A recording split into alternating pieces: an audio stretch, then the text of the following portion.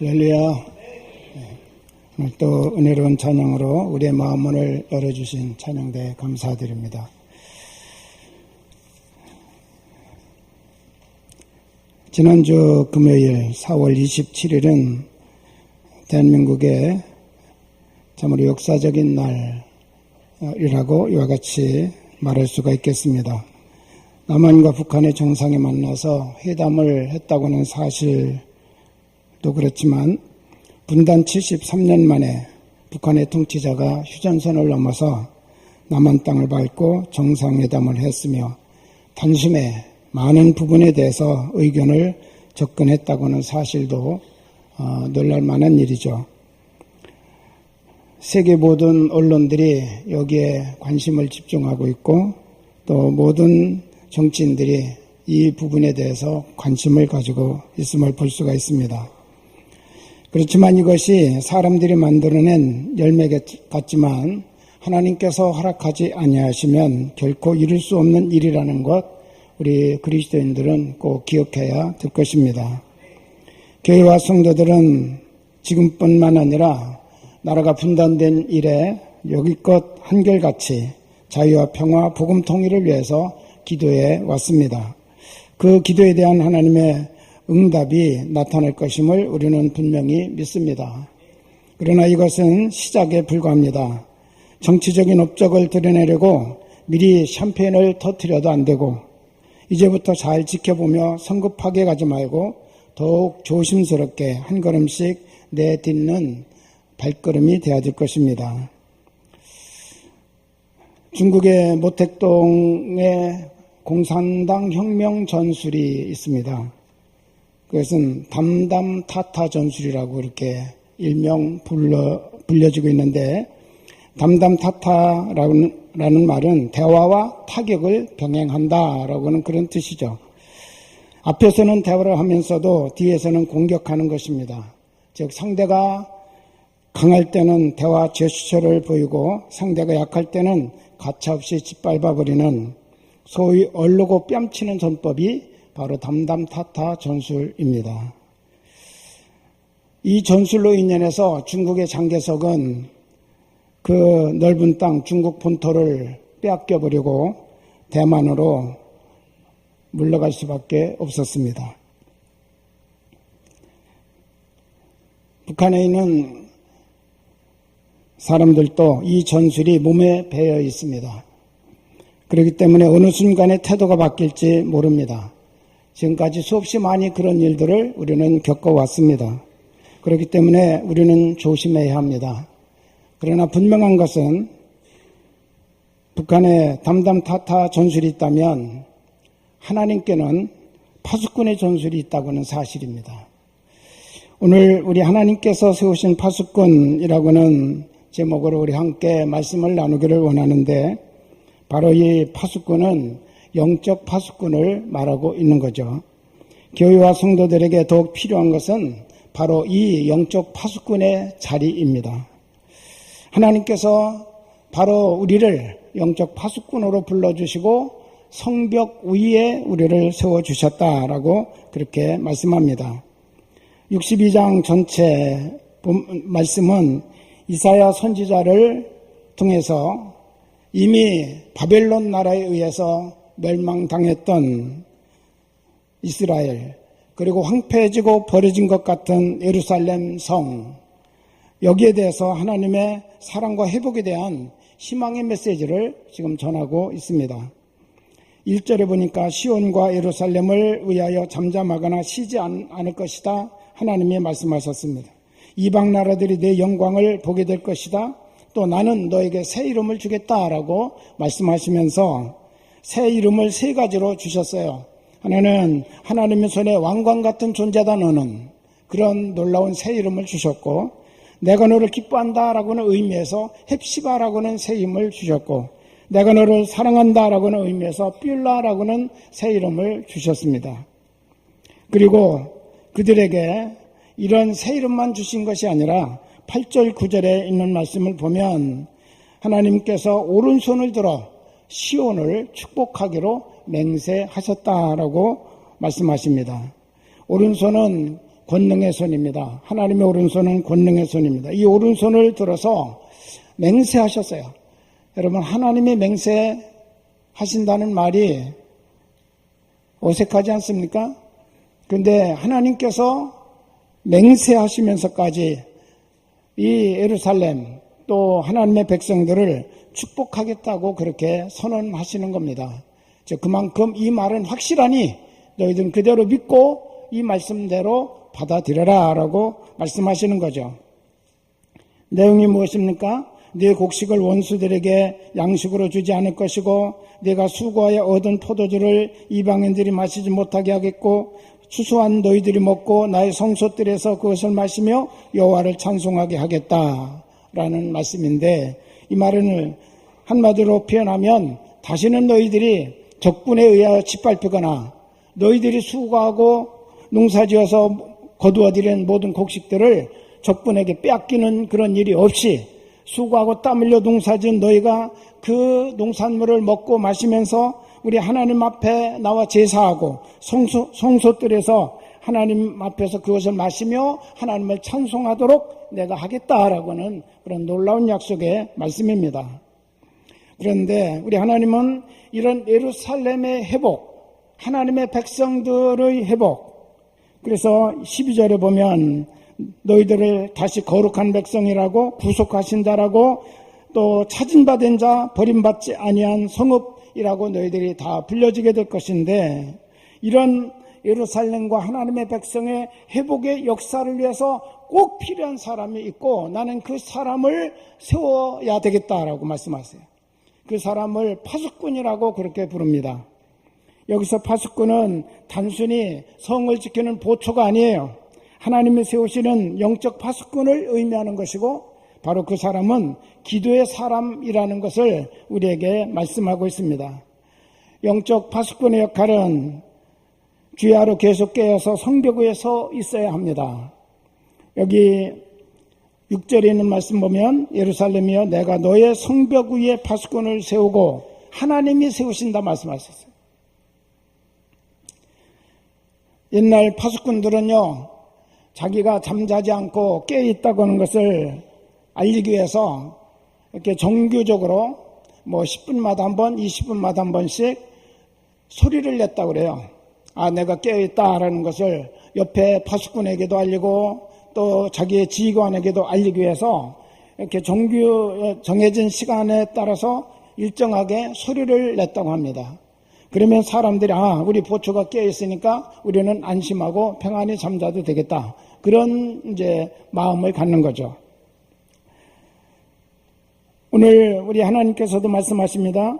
파수꾼으로 세워진 너희들 주야로 계속 잠잠하지 않게 안아야 된다라고 말씀하시고 또 쉬지 말아라 라고 그렇게 말씀하셨습니다. 또 기억해야 될 것은 하나님으로 예루살렘을 기억하도록 해라 라고 말씀하십니다. 파수꾼이 해야 될 일, 예루살렘을 하나님이 기억하도록 하라, 잊지 않도록 하게 해라 라고 말씀하세요. 그 말은 무슨 말입니까?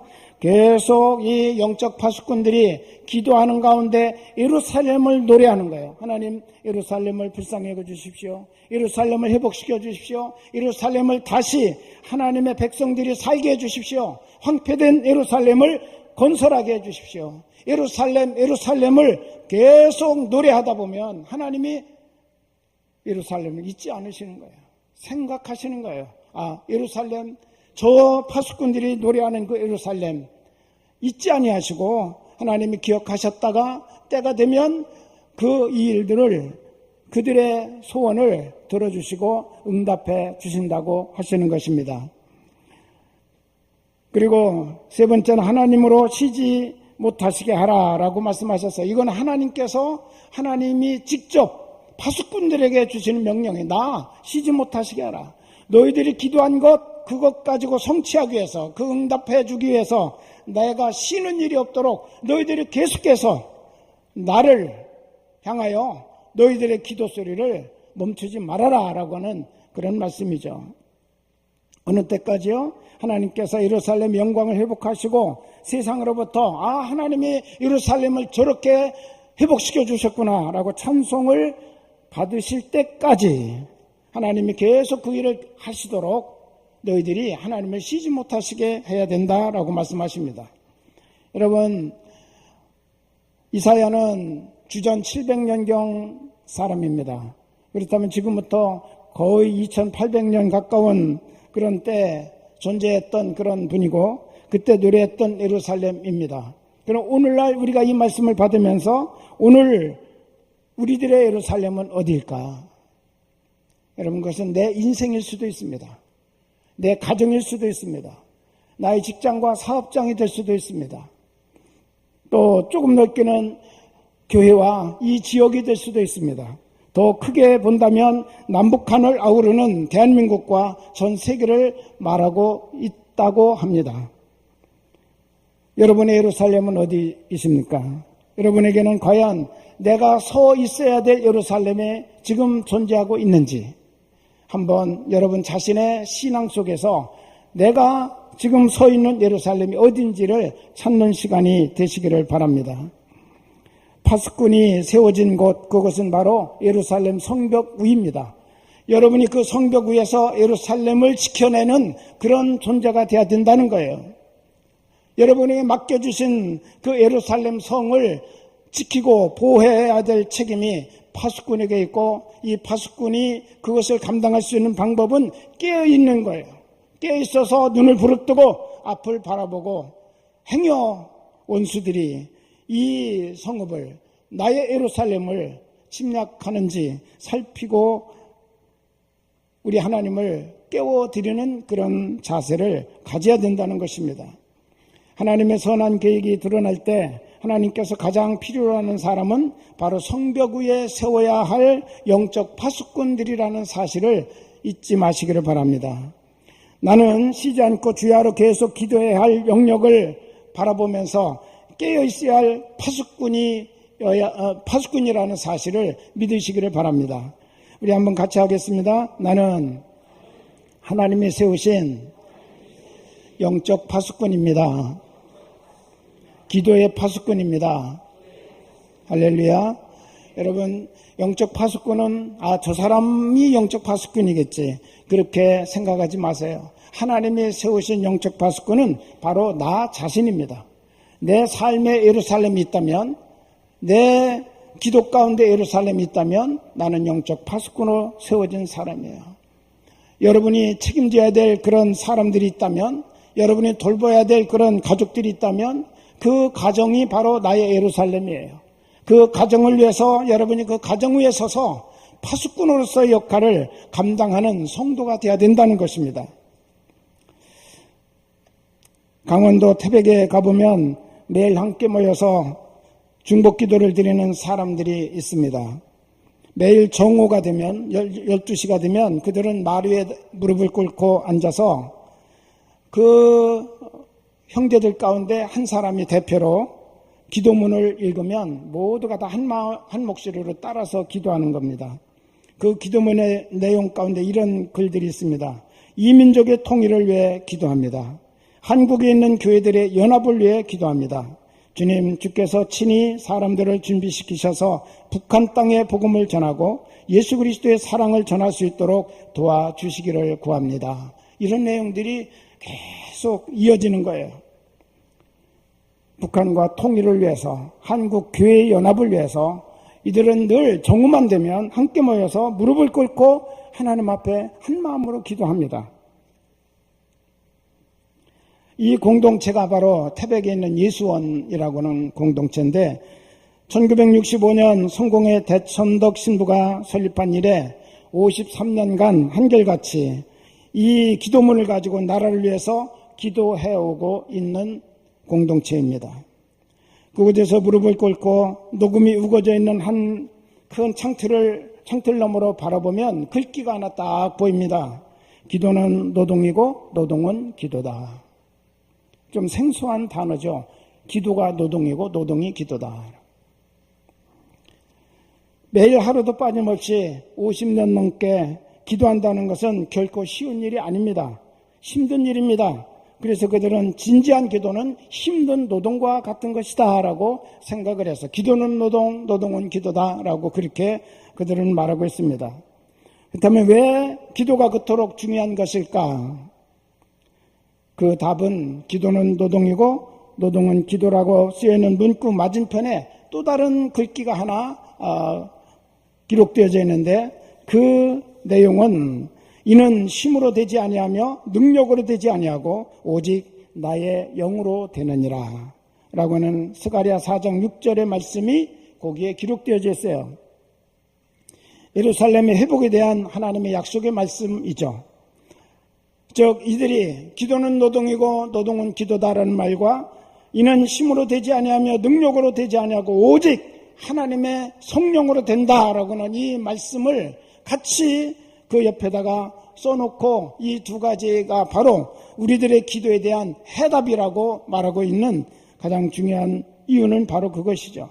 우리가 기도하면 하나님이 역사하시고 하나님의 성령이 역사하셔서 우리의 기도의 모든 내용들을 성취시키고 이루어 가신다라고는 그런 믿음을 그들은 가지고 있기 때문에 이 두 가지의 구절을 같이 놓고 하나님 앞에 나아가는 것입니다. 성벽 위에 세워진 영적 파수꾼, 그들은 바로 중보 기도자입니다. 역사를 보면 우리를 감동시킨 파수꾼의 이야기들이 참 많이 있는데, 오늘 저는 여러분에게 두 가지 보초 이야기를, 감동했던 보초 이야기를 들려주려고 합니다. 하나는 로마 시대 보초 이야기인데, 이탈리아 남부 지역에 가면 폼페이라고는 묻혀진 도시가 있습니다.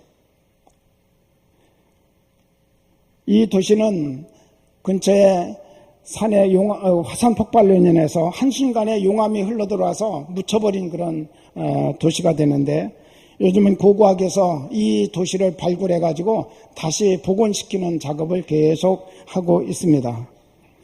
근데 그들 발굴단이 여러 가지 내용을 복원을 하다 보니까 그 시대의 상황을 아주 적나라하게 볼 수 있는 그런 내용들이 참 많이 있다는 거예요. 그림, 또 사람들이 죽어 있는 모습, 이런 것들을 통해서 그 시대가 참 성적으로 많이 타락해 있었던 곳, 이 도시가 향락의 도시였다는 것, 이런 것들을 많이 그들이 발견하게 됐다고 합니다. 그런데 그런 가운데서 한 사람을 보게 되었는데, 성벽 위에 창을 들고 꼿꼿하게 서 있는 보초의 모습을 하나 발견하게 됐습니다. 용암이 자기에게 흘러오는데도 지휘관이 그를 보초로 그곳에 서서 이 성을 지키라고 명령 내리고, 그동안에 용암이 흘러들어오는데 지휘관이 이동 명령을 내릴 시간이 없었어요. 그래서 지휘관이 명령을 받지 못하니까 이 사람은 그대로 서서 거기서 용암에 뒤덮여 죽게 되었다고 하는 것입니다. 충성스러운 보초의 모습을 사람들이 보면서 큰 감동을 받았다고 하는 이야기죠. 또 하나는 우리나라 6.25 전쟁사에서 있었던 하나의 보초 이야기인데, 북한군이 갑자기 공격을 개시해서 서울 한강 북쪽이 며칠 사이에 그들의 손에 떨어지고 한강 다리가 끊김으로 잠깐 주춤하고 서 있는 사이에 메가더 장군이 전장을 시찰하기 위해서 노량진에 왔습니다. 상황을 쭉 살피다가 끊어진 한강다리 남쪽에 총을 들고 버티고 서 있는 보초 한 사람을 발견했답니다. 그래서 그 보초에게 다가가서 왜 여기에 이렇게 서 있느냐라고 물었더니, 지휘관의 철수 명령이 없어서 그대로 서서 이것을 지키고 있노라 라고 그가 답변을 했다는 거예요. 이 소식을 듣고 메가더 장군이 감동을 받았습니다. 이 나라에 이런 정신을 가지고 나라를 바라보고 나라를 지키려고 하는 사람들이 있는 한 이 나라에는 지금은 고통이지만 소망이 있다. 내가 분명히 이 나라를 꼭 구해야 되겠다라고 그가 결심하는 계기가 되었다는 거예요. 한 사람의 보초가 이와 같이 수많은 사람들에게 감동을 주고 새 역사를 만들어내는 계기가 되었음을 우리에게 보여주고 있습니다. 하나님께서 우리를 이 시대 예루살렘 성벽 위에 파수꾼으로 세워주셨습니다. 우리는 그 자리를 지키면서 보초가 해야 될 그 사명을 온전하게 잘 감당함으로 하나님의 마음을 움직이는 영적 파수꾼이 되어야 될 줄로 믿습니다. 6절 7절을 보면, 예루살렘이여 내가 너희 성벽 위에 파수꾼을 세우고 그들로 하여금 주야로 계속 잠잠하지 않게 하였다라고 말씀하셨고, 너희 여호와로 기억하시게 하는 자들아. 그 파수꾼들은 하나님으로 하여금 예루살렘을 기억하게 만드는 자들이다 라고 말합니다. 파수꾼은 하나님으로 하여금 우리 가족의 아무개를 기억하게 하는 책임을 가진 사람이에요. 여러분이 파수꾼으로 깨어있는 동안 그 여러분의 입에서 불려지는 우리 가족들의 이름이 하나님이 기억하신다는 거예요. 너희는 쉬지 말아라 라고 말씀하십니다. 여호와께서 예루살렘을 세워 세상에서 찬송을 받게 하시기까지 하나님으로 쉬지 못하시게 하라 라고 그렇게 명령하고 계십니다. 하나님 스스로를 움직여 일하게 해달라고 하는 그런 명령이죠. 누가 이렇게 하나님을 움직일 수 있습니까? 하나님을 쉬지 못하시게 감동을 줄 수 있는 사람은 바로 성벽 위에 서 있는, 자기의 자리를 지키며 자기의 해야 될 일을 감당하고 있는 한 사람의 파수꾼이라고 이와 같이 말씀하고 있습니다. 예루살렘이 세상으로부터 찬송을 받게 되기까지 하나님으로 쉬지 못하시게 하라 라고 말씀하셨는데, 여러분의 예루살렘이 세상으로부터 하나님이 하셨구나, 하나님이 축복하셨구나, 하나님이 돌봐주셨구나, 하나님이 은혜를 주셔서 그런 역사가 일어났구나, 나의 예루살렘이 세상 사람들로부터 찬송받을 때까지 하나님 쉬지 못하시게 하는 책임이 바로 파수꾼에게 있다는 거예요. 할렐루야. 여러분, 평양은 어떤 도시입니까? 1907년 하나님께서 자신의 죄를 자복하는 사람들이 모인 곳에 강력하게 성령으로 임하셨고 큰 붕의 역사가 일어났습니다. 그래서 복음이 한국으로부터 시작해서 중국으로 퍼져나가는 그런 놀라운 역사가 그때 일어났습니다. 여러분, 이 중심 도시가 바로 평양이었습니다. 그 후 평양은 동방의 예루살렘이라고 불려졌습니다. 그러나 한때 예수 그리스도의 빛과 찬양으로 가득했던 도시 평양이 지금은 어둠의 땅, 두려움과 증오를 상징하는 그런 도시가 되어버리고 말았습니다. 그런데 오늘 말씀에서 하나님은 약속하십니다. 평양, 바로 우리가 밟고 서 있는 그 예루살렘, 내가 회복시켜주겠다라고 말씀하십니다. 다시 세상 가운데 찬양을 받게 하시겠다고 약속하셨습니다. 그러나 우리에게 하나님은 또 다른 명령을 주십니다. 그 일이 이루어질 때까지 너희는 파수꾼이 되어라. 기도하라. 하나님으로 쉬지 못하시게 하라. 그 일이 완성될 때까지 너는 영적 파수꾼으로서 네가 평양이라고는 예루살렘 성벽 위에 서서 내가 파수꾼이 되라고 이와 같이 말씀하고 계십니다. 북한이 열려질 때를 대비해서 준비해야 될 것들이 참 많이 있죠. 북한의 문이 열렸을 때 북한 땅에 들어가 예수님의 사랑과 복음을 전할 수 있는 사람들이 준비되어야 합니다. 그에도 수없이 많은 일들이 우리를 기다리고 있습니다. 그렇다면 우리가 어떻게 준비해야 할까? 오늘 하나님은 말씀하십니다. 기도를 통해서 해라.